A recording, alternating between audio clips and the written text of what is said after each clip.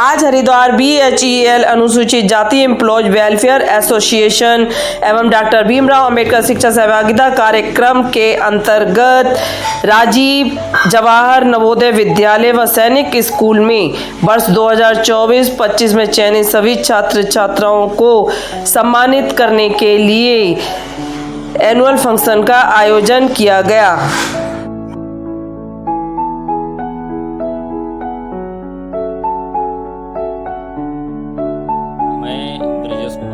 शिक्षा सहभागिता कार्यक्रम का फाउंडर मेंबर हूँ और आज ये कार्यक्रम शिक्षा का सहभागिता कार्यक्रम का स्थापना दिवस मनाया जा रहा है।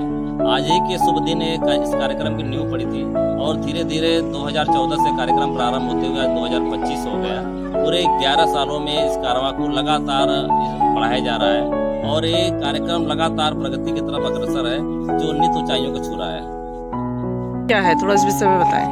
मैं RN व्यास संरक्षक डॉक्टर भीमराव अंबेडकर शिक्षा सहभागिता कार्यक्रम। इस संस्था का उद्देश्य निर्धन व गरीब बच्चों को जवाहर नवोदय विद्यालय में एडमिशन दिलवाना है। जवाहर नवोदय विद्यालय जैसे आपको विदित है कक्षा 6 से कक्षा 12 तक free education, boarding, lodging fees सब कुछ वहाँ फ्री होता है। तो गरीब बच्चों का जवाहर नवोदय विद्यालय में पहुँचाना हमारा उद्देश्य है। मैं रविकांत बंधु, मुख्य प्रभारी डॉक्टर भीमराव अंबेडकर शिक्षा सहभागिता कार्यक्रम। मैं पिछले 11 वर्षों में यहाँ सेंटर से 300 से ज़्यादा बच्चे चयनित हो गए, जिसमें जवाहर नवोदय विद्यालय, राजीव गांधी नवोदय, सैनिक स्कूल और अन्य आवासीय विद्यालय सम्मिलित हुए। वर्ष भी इस कार्यक्रम के माध्यम से 18 बच्चे अलग अलग जगहों पर चयनित हुए। तो बच्चे यहाँ के आपके लोकल के हैं या कहीं और? हमारे जो बच्चे रहते हैं वो आसपास के निर्धन परिवारों के बच्चे रहते हैं। 2 सेंटर हमारे चल रहे हैं, सेक्टर 1 में और एक गाँव से लेनपुर दोनों सेंटर में सेम कक्षाएं संचालित हैं और दोनों में सेंटरों पर निर्धन परिवारों के बच्चों को ही प्राथमिकता दी जाती है। निरंतर हम रिजल्ट को इम्प्रूव कर रहे हैं। हर वर्ष हमारे 50% से ज़्यादा बच्चे चयनित होते हैं। मेरा नाम अरविंद कुमार है और मैं संस्था में जो है अध्यक्ष पद पर हूँ वर्तमान में।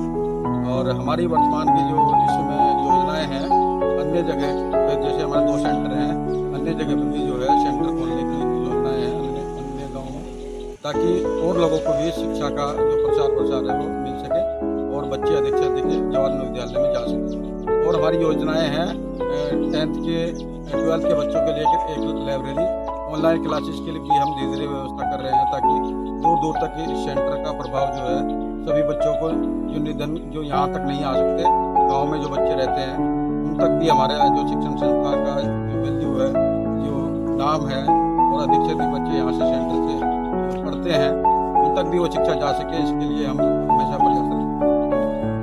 जी मैम, मेरा नाम राजेश कुमार है। मैं एज ए फैकल्टी के रूप में इसमें अपनी सेवाएँ देता हूँ।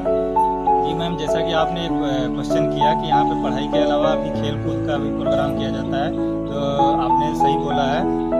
बीच बीच में हम लोग खेल कूद और हेल्थ से रिलेटेड जो प्रोग्राम है वो करते रहते हैं और यहाँ पे एज ए कोचिंग सेंटर के अनुरूप ही शिक्षा दी जाती है बच्चों को। स्पेशल नवोदय विद्यालय, राजीव नवोदय और जवाहर नवोदय और एक ऐसे और सुरेंद्र आके आवासीय विद्यालय की हम लोग तैयारी करवाते हैं।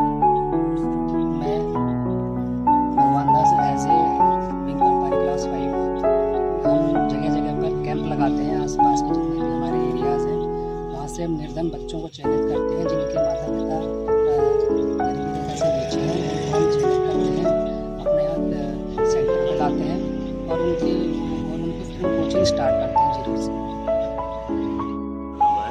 मैं गुरुकुल कांगड़ी विश्वविद्यालय में मैकेनिकल इंजीनियरिंग डिपार्टमेंट में पढ़ाता हूँ और वहाँ का हेड ऑफ द डिपार्टमेंट हूँ।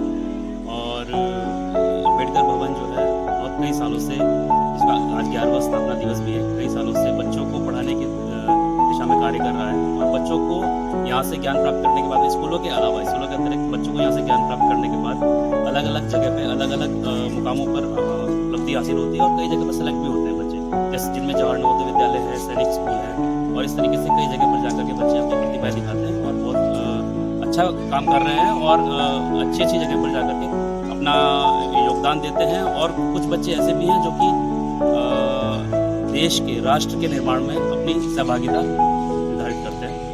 तो मैं अम्बेडकर भवन के साथ तन्मयता से खड़ा हुआ हूँ और जब भी मेरी आवश्यकता पड़ेगी मैं हमेशा साथ में हूँ और बच्चों के उज्जवल भविष्य के लिए हमेशा कार्यरत हूँ। मैं भी BHL से 2012 में रिटायर हुआ था और अभी भी मैं सामाजिक कार्य करता हूँ। ये जो मिशन है बाबा साहब का, ये बाबा साहब के 3 मूल मंत्र थे, शिक्षित बनो, संगठित बनो, संघर्ष करो। वो जो शिक्षित बनने का कार्य है, ये BHL के हमारे साथी बहुत ही मेहनत से काम कर रहे हैं और यहाँ के पढ़ाए हुए बच्चे अलग अलग स्कूलों में जा कर के सेलेक्ट होते हैं और अपनी प्रतिभा दिखा कर आगे बढ़ रहे हैं। यहाँ जो बच्चे पढ़ते हैं वो बहुत अमीर नहीं होते और यहाँ कोई भेदभाव भी नहीं होता। बच्चे बच्चे हैं, चाहे वो किसी के भी हो, सबको अच्छी शिक्षा दी जाती है और यहाँ आकर के जो बच्चे पढ़ते हैं वो अपनापन महसूस करते हैं। यहाँ के जो पढ़ाने वाले जो भी साथी हैं या जो सहयोग कर रहे हैं वो भी बहुत ही सामाजिक स्तर पर बिना भेदभाव के सभी के साथ अच्छा व्यवहार करते हैं और बच्चे भी यहाँ से खुश होकर जाते हैं। उनके अभिभावक भी यहाँ खुश रहते हैं और यहाँ पर हर साल कार्यक्रम होता है, उनके अभिभावक भी यहाँ पर आते हैं। बहुत अच्छा लगता है, यहाँ पर बड़ा कार्यक्रम होता है।